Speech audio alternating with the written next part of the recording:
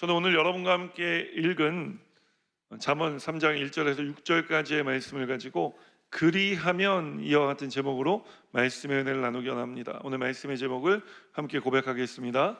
그리하면. 이제 사순절 19번째 날을 맞이했습니다.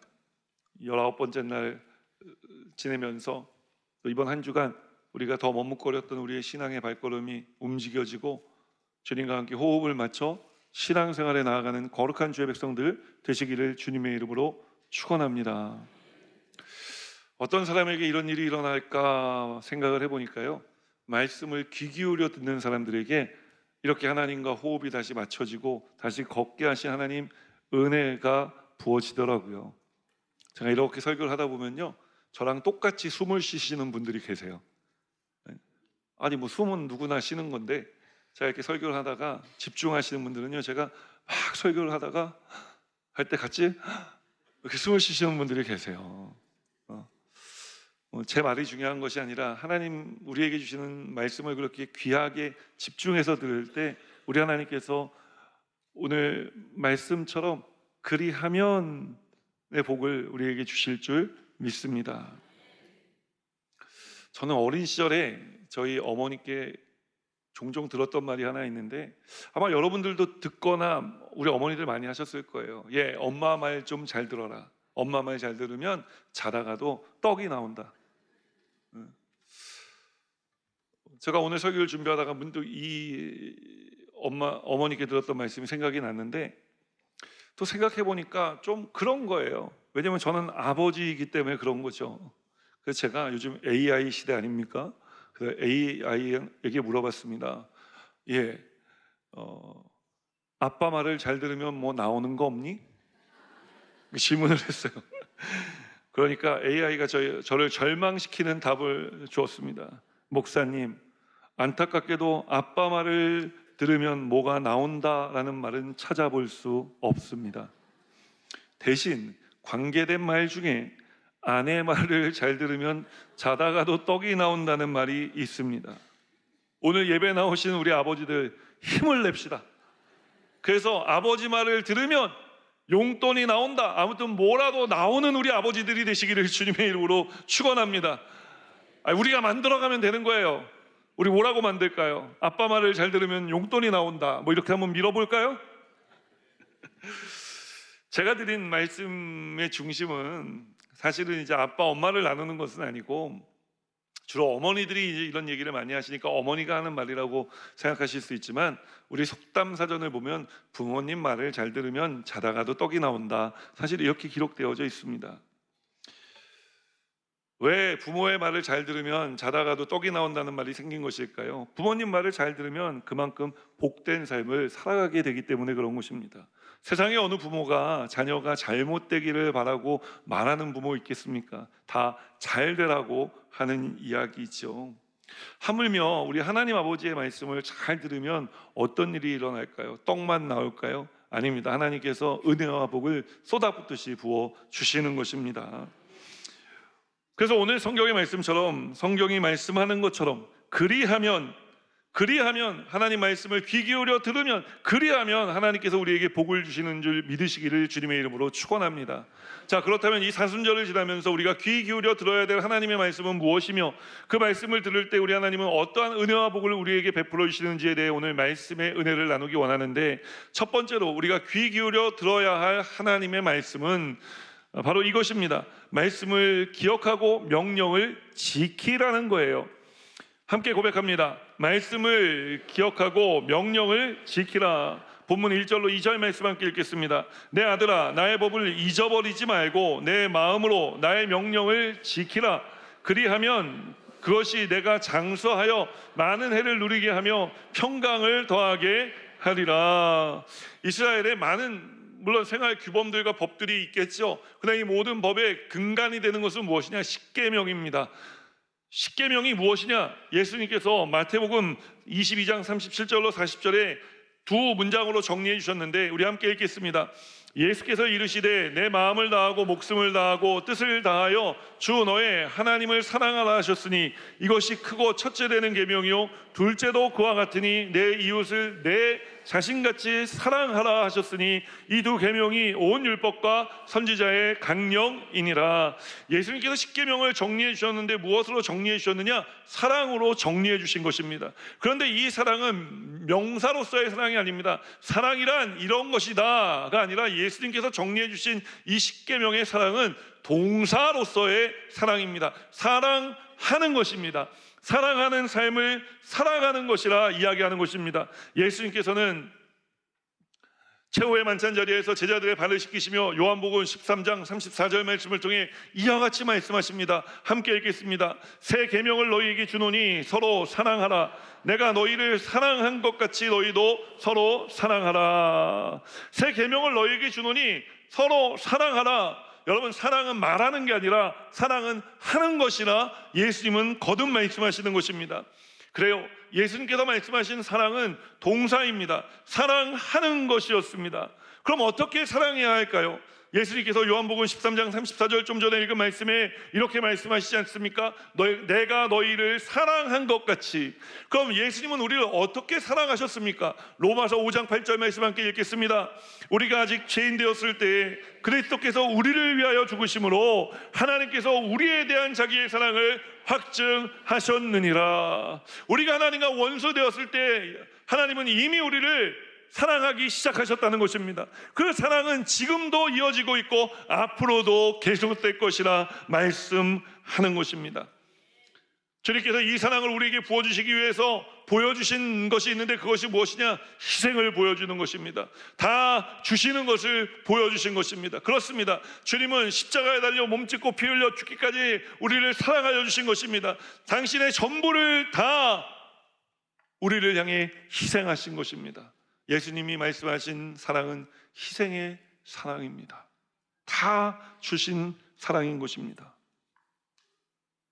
이 사랑을 경험하고 누리며 살아가게 되기를 주님의 이름으로 축원합니다. 목사님, 그런데 예수님께서 다 주셨다고 말씀하시지만 사실 지금 오늘 읽은 본문 말씀만 봐도 뭐뭐 해라, 그리하면 뭐뭐 할 것이다, if or not 조건절로 쓰여져 있지 않습니까? 제가 성경을 읽어보니까 십계명도 조건이던데요. 맞습니다. 성경은 하나님께서는 종종 우리에게 말씀하실 때 그리하면이라는 조건절로 말씀하실 때가 있습니다. 근데 그게 하나님 말하시는 말투예요. 그런데 여러분, 우리가 분명하게 알아야 될 것은 주님이 이런 조건을 말씀하시는 것은요, 복을 안 주시려고 이런 조건 거시는 게 아니라 복을 주시려고 이런 조건을 말씀하신다는 거예요. 이런 거죠. 내가 너에게 복을 주고 싶어. 그래서 이 길로 오라고 내가 너에게 이야기해 주는 거야. 초청하시는 거예요. 조건이 아니라 초청장을 주님께서 여러분에게 발송해 주시는 것입니다. 오늘 이 초청장을 우리가 다 받은 줄 믿습니다. 오늘 이 초청장을 받았으니 주님께서 초청하신 이 길을 따라 신앙의 길을 걸어가시기를 주님의 이름으로 축원합니다. 그 길은 사랑하는 길입니다. 예수님께서 우리에게 다 주셨어요. 저도 사랑하는 삶을 살겠습니다. 우리 다 결단하지 않습니까? 다 아멘 하시는데, 그런데 사실 우리 세상을 살면서 예수님처럼 사랑하지 못할 때 너무 많지 않습니까? 알지만 되지 않는 거예요. 오죽하면 그런 얘기가 있겠습니까? 세상에는 성씨가 두 개밖에 없다. 이씨와 해씨. 나의 이로운 사람과 나에게 해로운 사람. 나에게 잘해주는 사람에게는 나도 잘해주지만 나에게 잘하지 않는 사람은 나도 잘하지 않는 것입니다. 그런데 예수님께서 보여주신 사랑은 이런 사랑이 아니지 않습니까? 왜 우리는 예수님 사랑을 알고 경험하면서도 정작 세상에 나가 살 때는 그렇게 살지 못하는 것일까요? 두 가지 이유를 제가 생각해 봤는데, 첫 번째는 이중 기준을 가지고 살아가고 있기 때문이 아닐까 생각합니다. 교회에서는 그리스도인처럼 살고 세상에는 세상 사람처럼 사는 거예요. 많은 분들이 이런 얘기를 합니다. 목사님, 예수님처럼 사업하면 망해요. 예수님처럼 그렇게 다 퍼주고 아유 너도 좋다 나도 좋다 다 끌어안다가는요 직장생활에서 따당하기 일쑤입니다. 어떻게 우리가 그런 삶을 살아갑니까? 여러분, 그런 삶을 살아가면 그렇게 될 것이라 생각하고 믿어버리고 그런 삶 안 살아가는 거죠. 우리가 그런 삶 살면서 정말 사업이 망해봤습니까? 정말 예수님 베풀어 주신 사랑을 직장 안에서 행하면서 정말 딸을 당해본 다음에 이런 얘기를 하는 것 아닙니다. 그렇게 될 것이라 생각하고 그렇게 생각해버리는 거죠. 무엇이 우리를 이렇게 만들었습니까? 세상살이는 교회 안에서의 신앙생활과 다르다는 이중 기준을 가지고 있기 때문에 이런 생각하게 되는 거예요. 또 나아가서 그러다 보니까 기준을 잃어버리거나 기준이 헷갈려버린 겁니다. 내가 어떤 기준을 가지고 세상을 살아야 되는가 헷갈려버린 거예요. 상황이 바뀌면요 기준이 바뀝니다. 사람이 바뀌면요 여러분 사랑이 바뀌는 거예요. 그래서 오늘 하나님께서 말씀을 기억하고 명령을 지키라고 이야기를 하는 것입니다. 얘들아 헷갈리지 마. 이중 구조를 가지고 기준을 가지고 살아가는 게 아니야 라고 우리에게 말씀해 주시는 것입니다. 여러분, 오늘 하나님의 명령은 무엇입니까? 사랑하는 것입니다. 우리가 기억하기 위해 하나님 주신 말씀은 무엇입니까? 사랑하는 삶을 살아가는 것인 줄 믿으시기를 주님의 이름으로 축원합니다. 이 삶을 살아가시기를 주님의 이름으로 축원합니다. 그러면 그리하면 하나님 우리에게 무엇을 허락해 주시느냐? 장수를 허락해 주신다고 말씀하는 거예요. 여러분, 오래 사십시오. 아멘을 해야 되나 말아야 되나? 오래 사시라니까요. 제가 볼 때 이 자리에는 일찍 돌아가실 분 한 분도 안 계십니다. 다 장수하실 분들이에요. 제가 왜 이렇게 선포하느냐? 지금 하나님 말씀을 듣고 계시고 하나님 말씀을 기억하고 명령을 따라 지키며 살아가자 했을 때 다 아멘 하셨기 때문에 그런 것입니다. 자, 오래 사는데 어떻게 사느냐가 중요합니다. 평강이 더해지도록 우리 하나님께서 오래 살게 해주실 줄 믿습니다. 평강이 더해진 오래 사는 삶, 장수하는 복을 우리 하나님은 하나님 말씀을 지키고 명령을 따라 살아가는 사람들에게 베풀어 주신다는 거예요. 하나님 보실 때도 맨날 불평만 말하는 사람이 오래 사는 것보다는 마음이 평강이 더해져서 기쁜 말을 하고 예수님 사랑을 실천하는 사람 오래 살게 해주고 싶지 않으시겠습니까? 오늘 여러분들이 그런 분들인 줄 믿으시기를 주님의 이름으로 축원합니다. 성경을 읽다 보면요 참 기가 막힌 말씀들을 만날 때가 있어요. 우리 잠언에 보면은 마음의 근심이 뼈를 상하게 한다라는 말씀이 있지 않습니까? 여러분, 근심이 요즘 말로 바꾸면 스트레스예요. 스트레스가 의사들 만나보면 만병의 근원이라고 이야기합니다. 스트레스 받으면 뼈가 마르는 거예요. 고통스러워지는 거예요. 어떻게 수천 년 전에 사람들이 그 근심이 뼈를 마르게 하고 모든 만병의 근원이 된다는 것을 알고 있었을까요? 그들이 안 게 아니라 하나님이 알고 계셨던 거죠. 세상 사람들은요 이 근심을 끌어안고 살아갑니다. 이고 지고 메고 살아가요. 그러다 견디다 못해 쓰러지는 거예요. 우리 예수 믿지만 우리도 평안하길 원하지만 평안하지 못하고 예수 믿는 우리들도 날마다 근심하며 살아갈 때가 있지 않습니까? 아마 오늘 이 예배에 나오신 분들 가운데 근심 없으신 분들은 한 분도 안 계실 거예요. 그런데 우리는 무너지지 않습니다. 우리는 쓰러지지 않습니다. 우리는 계속 인생을 살아갈 수 있습니다. 무엇이 이런 차이를 만들어내는 것일까요? 주님이 우리의 짐을 받아주시기 때문에, 주님이 우리의 근심을 받아주시기 때문에 그럴 수 있는 것입니다. 마태복음 11장 28절에 예수님 말씀하시기를 수고하고 무거운 짐진 자들아 다 내게로 오라 내가 너희를 쉬게 하리라 말씀하신 것입니다. 그래서 우리는 오늘 이 예배에 근심을 가지고 나왔지만 돌아갈 때는 근심 없이 돌아갑니다. 주님께 맡기기 때문에. 주님 맡아주시면 우리는 이 세상을 다시 힘있게 살아갈 수가 있게 되어지는 것입니다. 맡길 분이 있느냐 맡길 분이 없느냐, 여러분 이것이 문제인 것입니다. 우리에게는 우리의 인생의 근심을 맡아주실 주님이 계신 줄 믿습니다. 주님이 계시니 우리는 평안이 더해지는 삶을 살아가고 평안이 더해지며 우리 하나님께서 장수할 수 있도록 오늘 이 말씀, 예수님 말씀 따라 살아가기를 소원한 사람들에게 이 복 주신다, 오늘 우리에게 약속하시는 것입니다. 오늘 이 약속의 말씀이 나에게 주어진 말씀인 줄 믿고 사순절 기간을 지나가며 그 어느 때보다도 하나님 말씀을 기억하고 그 명령을 따라 지키는 삶을 살아 그리하면 하나님께서 평강을 더하시고 그리하면 하나님께서 장숙케 하시는 이 복을 누리며 살아가는 우리 여의도 모문단교회 성도님들 되시기를 주님의 이름으로 축원합니다.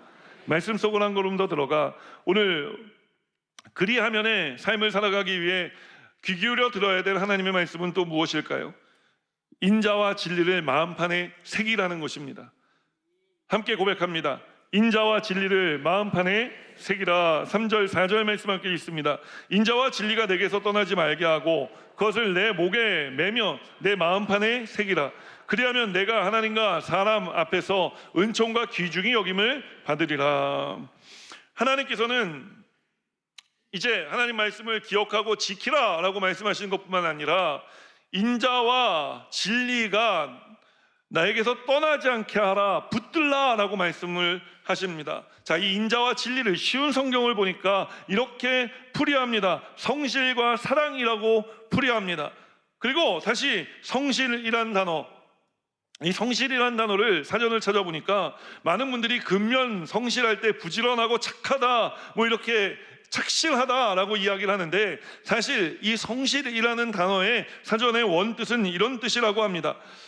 꾸밈이나 속임이 없는 마음의 깨끗함, 꾸밈이나 속임 없이 마음 깨끗한 것이 바로 성실함이라는 거예요. 성실과 사랑이라 쉬운 성경은 번역했지만 이걸 영어 성경을 보면은 이런 식으로 번역할 수 있습니다. 성실한 사랑, 마음 깨끗하게 사랑하는 거예요. 그래서 이 사랑을 뭐라고 이야기하느냐? faithfulness, 믿음으로 충만한 것, 충성이라고 번역하기도 하는 것입니다. 우리가 살다 보면은 이제 하나님 앞에 천부의 의지 없어서 손들고 옵니다. 우리 다 그렇게 신앙생활 시작했습니다. 하나님께서 이제 그런 사람들에게 은혜를 주시고 복을 내려주시는데 처음에는 예배드리는 것이 그렇게 감격스럽고 하나님 예배드리고 기도할 때마다 응답해 주시는 것이 놀랍도록 신기한 거예요. 그래서 예배 자리를 사모했단 말이에요. 그런데 이제 하나님께서 은혜 주시고 복 주시니까 어떻게 되느냐? 예배 자리가 소홀해지기 시작합니다. 예전에는 뭐만 있으면 주님께 더 드리고 싶어서 주님께 그 업비 없는 살림에도 콩 한 조각이라도 쪼갠 심정으로 주님 먼저. 요즘에 그런 분들 계십니까? 집에서 밥해서 밥솥에서 밥 푸기 전에 주걱으로 십자가 그리시는 분들 계세요? 저는 지금도 하는데 일단 우리 엄마한테 배웠어요. 그게 뭐 큰 미신이 아니라 주님 오늘 이 음식 주신 주님 감사합니다. 그런 거예요. 그런 거잖아요. 그죠? 이 음식 주신 주님 감사합니다. 식사 감사하게 하겠습니다. 우리가 예전에는 밥 한 공기를 먹어도 그렇게 기도하고 먹었다고요. 그런데 요즘 좀 먹고 살만하고 저 하나님께서 은혜도 주시고 복도 주셔서 재산도 좀 생기고 나고 이제 직장에서도 처음에는 그렇게 시간이 좀 있었는데 이제 막 중진이 되고 이제 막 그 보드 풀에 들어가고 그래서 이제 이사가 되고 뭐 전무가 되고 상무가 되고 이렇게 되시다 보니까 바빠지셨어요. 그래서 이렇게 이야기하시는 분들 많이 계십니다. Too busy not to pray. 요즘 왜 이렇게 교회 안 오세요? 그 목사님 너무 바빠서 기도할 시간이 없어요. 너무 바빠서 예배 드릴 시간이 없어요. No.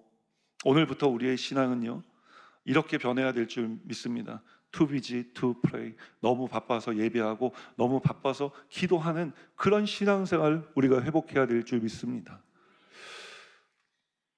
오늘 이런 삶을 회복하게 되시기를 주님의 이름으로 축원합니다. 왜 이런 삶을 회복해야 되느냐? 왜냐하면 우리 하나님께서 그런 우리를 기다리고 계시기 때문에 그런 것입니다. 누가복음 15장에 보면은요 집 나간 둘째 아들에 대한 이야기가 있습니다. 여러분 잘 알고 계시죠? 아버지가 언제부터 이 아들을 기다렸는지 아십니까? 아들이 집을 떠나는 순간부터 이 아들을 기다렸습니다. 마을 입구에서 이 아들을 기다렸다고요. 언제까지요? 이 아들이 쫄딱망에서 돌아올 때까지 기다렸습니다. 그런데 기다렸다 돌아온 아들 때가 덕지덕지 붙고 돼지 쥐업 열매 주워 먹다가 간신히 살아 돌아온 아들, 목숨만 붙어서 돌아온 아들이었습니다. 이 아들을 아버지가 알아본 겁니다. 아들이 아버지를 알아보기도 전에 아버지가 먼저 아들을 알아봤다고요. 달려 내려가서 그 아들의 목을 끌어안고 성경을 읽어보면 그 아들의 뺨에 입을 맞추고 그 아들을 손을 잡고 뛰며 집으로 들어가 그 아들을 씻기고 새 옷을 입혀주고 반지를 다시 끼워줬다고 이야기합니다. 반지를 다시 끼워줬다는 것은 무엇을 의미하는 것이냐? 아들의 신분을 회복시켜 주었다는 것입니다. 그리고 온 동네 사람들을 불러서 잔치를 엽니다. 그로써 이 아들이 다시 돌아온 것을 온 마을 사람들에게 아버지는 알려준 거예요. 이 아들 사실 부끄러운 아들이잖아요. 이 아들 사실 내세울 것 없는 아들이잖아요. 그런데 아버지는 이 아들이 돌아온 것만으로도 너무 행복한 거예요. 너무 기쁜 거예요. 이 아들이 돌아올 때 아버지는 이렇게 이야기합니다. Welcome home. 예, 집에 잘 왔다. 우리는 주님을 진실되게 사랑하지 못하고 주님께 충성된 사랑을 드리지 못할 때가 많지만 여러분, 그런데 우리 주님은 그런 우리를 진실되게 사랑하시고 충성되이 사랑해 주시고 계신 것입니다. 성경에 기록되어 있지 않지만 이 둘째 아들은 어떻게 했을까요? 아마 아버지의 이 환대를 받으며 눈물 흘리며 아버지 앞에 회개하지 않았을까요? 그가 그랬을 것이라는 우리가 상상을 해볼 수 있는 이야기의 한 대목이 있죠. 이 아들이 돼지 지업 열매를 주워 먹다가 무슨 생각을 합니까? 내 아버지의 집에 품꾼도 이렇게 먹지는 않을 텐데 내가 내 아버지의 집으로 돌아가야 되겠다. 아들도 쉬운 결심이 아니었을 것입니다. 성공한 모습으로 아버지에게 돌아가고 싶었을 것입니다. 그러나 그는 실패했습니다. 그러나 실패한 그대로 아버지 집에 돌아갔을 때 그럼에도 불구하고 아버지는 그를 성실한 사랑으로, 충성된 사랑으로 맞이해 준 것입니다. 사랑하는 여러분, 오늘 우리가 to visit not to pray의 삶을 끝내고 다시 to visit to pray, 내가 너무 바쁘지만 그렇기 때문에 하나님 예배의 우선순위를 지키겠습니다, 주님 내 신앙생활의 우선순위가 하나님이신 것을 고백합니다 하고 예배하고 주님 전에 나오고 주님께 내 삶을 드려 예배할 때 우리 하나님께서 그 예배를 기쁨으로 받으시는 줄 믿으시기를 주님의 이름으로 축원합니다. 주님을 떠나가면은요, 여러분, 은혜도 떠나가는 것입니다. 그러나 주님께 가까이 오면 주님의 은혜가 넘치는 줄 믿으시기를 주님의 이름으로 축원합니다. 오늘 이 삶을 회복한 우리들에게 하나님은 선포해 주십니다. 그리하면 내가 하나님께 은총을 받고 사람 앞에 존귀함을 얻을 것이라. 본문 4절 말씀 우리 함께 읽겠습니다. 그리하면 내가 하나님과 사람 앞에서 은총과 귀중히 여김을 받을 것임이라. 제가 예전에 청년 사역할 때 청년들은 금요철에 예배를 드리고 주일 예배 드리는데 하루는 그 주일날 이렇게 교회 와서 이제 11시부터 저희 셀리더 기도 모임이 있는데 청년들 한 자매 얼굴이 유난히 빛나는 거예요. 그러니까 유난히 빛나는 거예요. 진짜 여러분 이렇게 있는데 정말 딱 보일 정도로 빛나더라고요. 제가 그 자매에게 조용히 가서 물어봤습니다. 자매, 지난 금요일날 은혜 받았나 봐. 그랬더니 저를 보고 얘기합니다. 목사님, 왜요? 얼굴이 바짝바짝 빛나는 게 그게 은혜 받은 얼굴이야. 자매가 저에게 쑥스럽게 이야기합니다. 목사님, 물광이에요. 그때는 물광이 유행하던 시대였어요. 여러분, 하물며 화장을 해서 물광이 나도 얼굴이 그렇게 빛나는데 우리 주님께서 은혜를 부어주시면요, 은총을 부어주시면은요, 여러분, 우리의 속사람부터 환해지기 시작하는 거예요. 어둠이 떠나가는 것입니다. 그래서 우리 자체가 빛나는 존재가 되게 우리 하나님 역사해 주시는 것입니다. 그렇기 때문에 사람들이 그런 하나님의 사람들을 함부로 없이 여기지 못하고 존귀히 여기게 되어지는 것입니다. 세상을 살아가면서 내가 사업을 예수님처럼 살아가면서 그렇게 다 퍼주고 나눠주면 다 나는 가난해지고 나는 내 사업은 망하고 말 것입니다. 아니요, 여러분, 그런 삶을 살아보십시오. 하나님께서 채우실 것입니다. 하나님께서 살아가게 하실 것이고 하나님께서 30배, 60배, 100배의 복을 주어 그 기업을 키워주실 줄 믿습니다. 우리의 삶을 돌봐주실 줄 믿습니다. 제가 지금 여러분 뵈니까 다 너무 아멘을 세게 해주셔가지고 제가 눈을 뜰 수가 없어요. 점점 환해지고 있습니다. 우리 성전이 점점 환해지고 있는 줄 믿으시기를 주님의 이름으로 축원합니다. 이 사순절을 지나면서 우리 모두의 삶이 이런 삶, 하나님께서 은총을 부어주시고 사람에게 존귀 여김을 받을 수 있는 삶 되게 하신 줄 믿습니다. 오늘 주님께서 주시는 이 말씀을 마음에 새기면 이와 같은 은혜와 복 우리 하나님께서 부어주시는 줄 믿으시기를 주님의 이름으로 축원합니다. 마지막 세 번째로, 오늘 우리가 그리하면의 삶을 살아가기 위해 귀 기울여 들어야 될 하나님의 말씀, 그 말씀은 무엇이냐? 야훼를 신뢰하고 범사에 하나님을 인정하라는 것입니다. 함께 고백합니다. 야훼를 신뢰하고 범사에 그를 인정하라. 5절 6절 말씀 함께 읽겠습니다. 너는 마음을 다하여 야훼를 신뢰하고 내 명철을 의지하지 말라. 너는 범사에 그를 인정하라. 그리하면 내 길을 지도하시리라. 하나님을 신뢰한다는 거예요. 믿는다는 것은 무엇입니까? 내 지식과 경험을 의지하지 않는 것입니다. 왜냐하면 내 경험과 지식이요, 하나님을 닮지 못하기 때문에 그래요. 하나님이 내 지식과 경험보다 더 크신 분이신 것입니다. 때로 우리가 그럼에도 불구하고 하나님께서 뭐라고 말씀하실 때 왜요? 라고 물어볼 때 있지 않습니까? 왜요는 이해되지 않는단 말입니다. 여러분, 하나님께서 이해되지 않는 말씀을 주실 때 그때 어떻게 하십니까? 왜요? 라고 물어보십니까? 아니요. 우리는 왜요 대신 믿음의 발걸음을 옮겨놓는 순종의 사람 되어야 할 줄 믿습니다. 여러분, 순종하는 사람에게 하나님의 기적은 일어나고, 기적이 일어나고 경험해야 우리가 그 후에 하나님이 그때 그래서 이렇게 하신 거구나라는 것을 이해하게 되는 것입니다. 세상은 이해하고 믿지만 우리 예수 믿는 사람들은 믿어 이해가 되는 삶을 살아가는 사람들인 줄 믿습니다. 이스라엘 백성들이 40년 광야 생활을 마친 후에 가나안 땅에 들어갈 때의 일입니다. 그들은 요단강을 건너가야만 했어요. 요단강은요, 건기에는요 폭이 한 10수미터밖에 되지 않고요, 수심도 저 같은 사람이 들어가면은 허리 정도 찰까 말까 할 정도로 아주 얕습니다. 그러니까 어떤 분들 잘 이해하지 못하시는 분들은 이스라엘 백성들이 요단강을 건널 때 하나님께서 요단강을 가르쳤다, 그게 뭐야? 라고 생각하실 수 있지만 성경을 읽어보면 이스라엘 백성들이 요단강을 건너 가나안 땅으로 들어갈 때는 건기가 아니라 우기였습니다. 자, 우기에 요단강은 어떻게 변하느냐? 강폭이 1km까지 넓어집니다.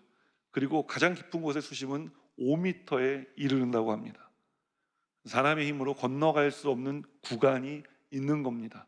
하나님께서 이스라엘 백성들을 40년 광야 생활을 마치고 요단강을 건너라 말씀하실 때 그때는 한참 우기였습니다. 그 우기에 그때 하필 하나님께서는 이스라엘 백성들에게 그 강을 건너라고 말씀하신 겁니다. 여호수아는 하나님 말씀을 듣고 왜요? 라고 하지 않습니다. 대신 그는 3일 동안 기도하고 제사장들에게 이야기합니다. 법궤를 메고 물 안으로 들어가라. 근데 여러분, 우리는 하나님 기적도 이렇게 일어났으면 하잖아요. 한 걸음 믿음으로 내디디면은 그 한 걸음만큼 기적이 일어나고, 두 걸음 내디디면 두 걸음만큼 기적이 일어나고, 세 걸음 내디디면 세 걸음만큼 기적이 일어나기를 원하지 않습니까? 근데 이게 웬일입니까? 제사장들이 믿음으로 법궤를 메고 요단강 물로 첨벙첨벙 들어갔습니다. 허리춤까지 물이 잠기는 곳까지 들어갔습니다. 물살이 점점 거세집니다. 그런데 아무런 일도 일어나지 않습니다. 많은 사람들이 여기까지는 들어갑니다. 그런데 여기서 되돌아 나옵니다. 하나님 아무런 역사도 일어나지 않네. 그런데 여러분, 하나님 역사는 언제 일어난 줄 아십니까? 그들이 그 거센 물살을 가르고 몸이 휩쓸려 내려갈지도 모르는 그 위험을 감수하고 법궤를 그럼에도 불구하고 부여잡고 믿음으로 한 걸음을 더 내딛었을 때, 여러분, 그때 하나님의 기적이 일어납니다. 요단강이 갈라진 것입니다.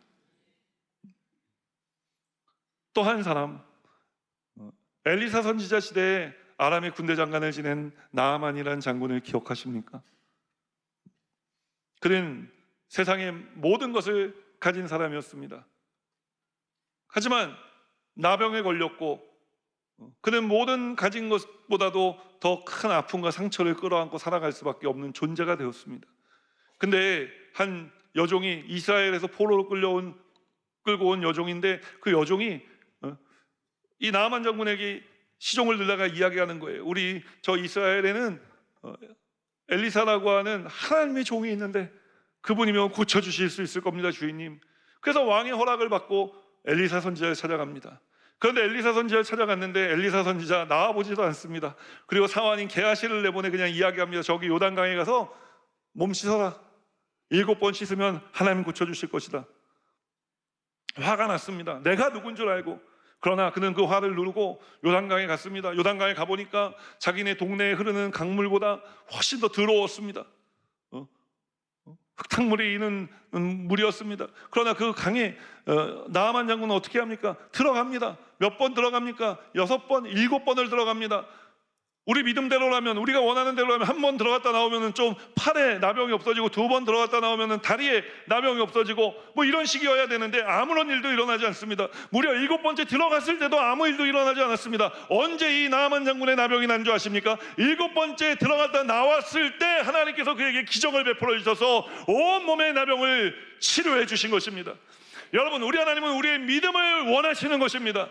우리 주님은 믿음의 주여, 우리를 온전케 하신 하나님이시라 이야기하는 것입니다. 그 주님께 우리가 초점을 맞추고 살아가는 것, 그것이 바로 야훼를 경외하고 신뢰하고 범사의 그를 인정하는 삶을 살아가는 것입니다.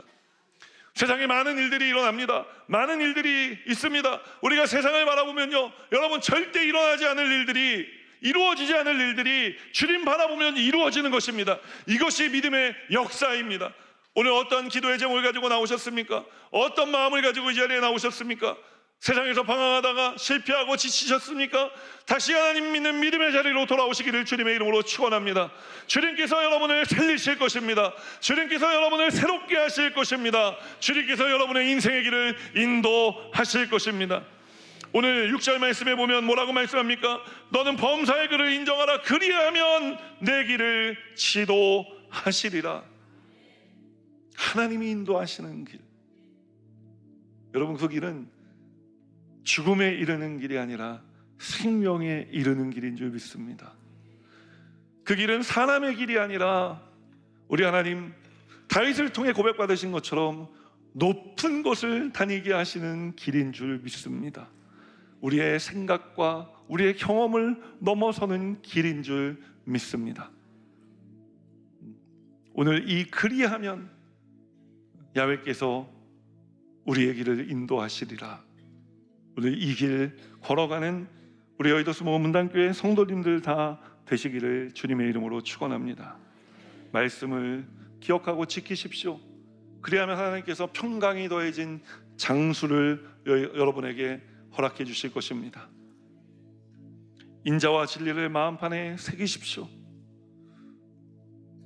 하나님께서 은총과 귀히 여김을 베풀어 주실 것입니다. 야훼를 신뢰하고 범사의 하나님을 인정하십시오.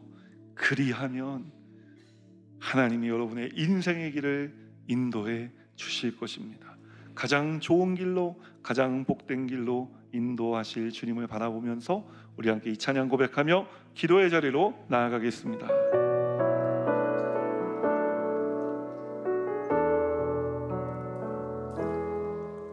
날이 저물어 갈 때, 빈들에서 걸을 때, 그때가 하나님의 때.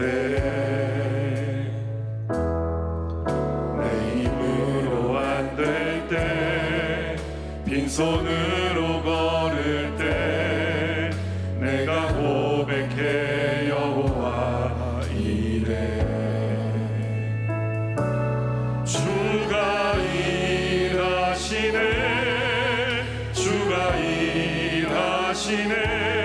주께 아끼지 않는 자에게 주가 일하시네. 주가 일하시네. 신뢰하며 걷는 자에게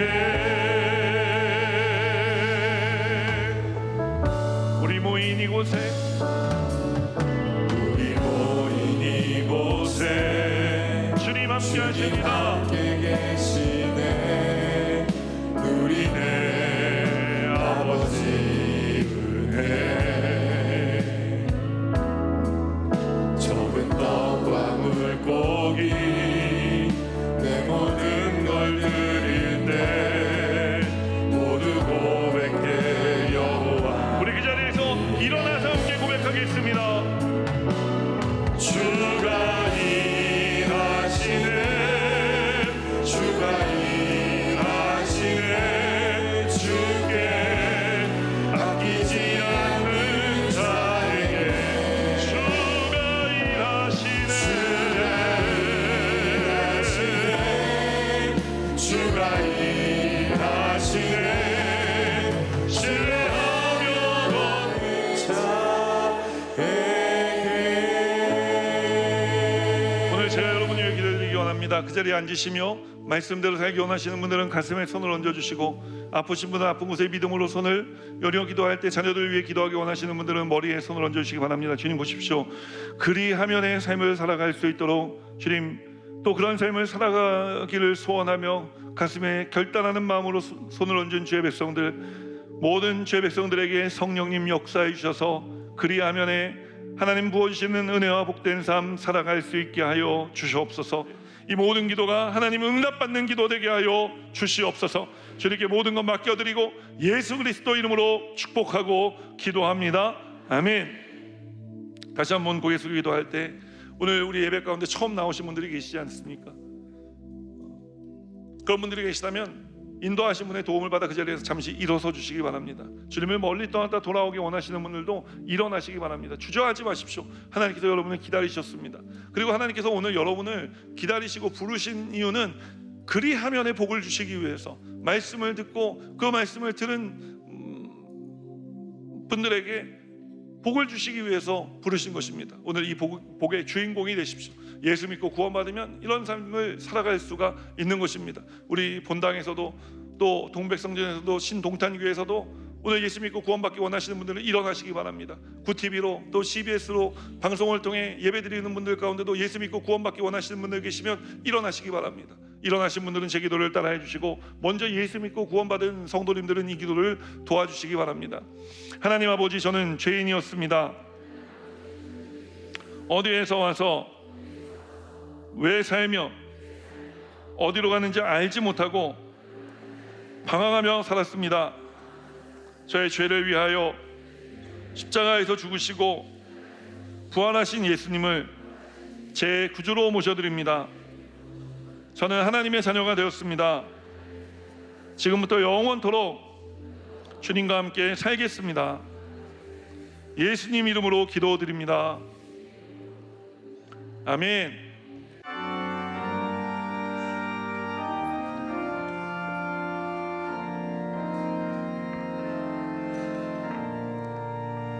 하늘에 계신 아버지 이름 거룩하사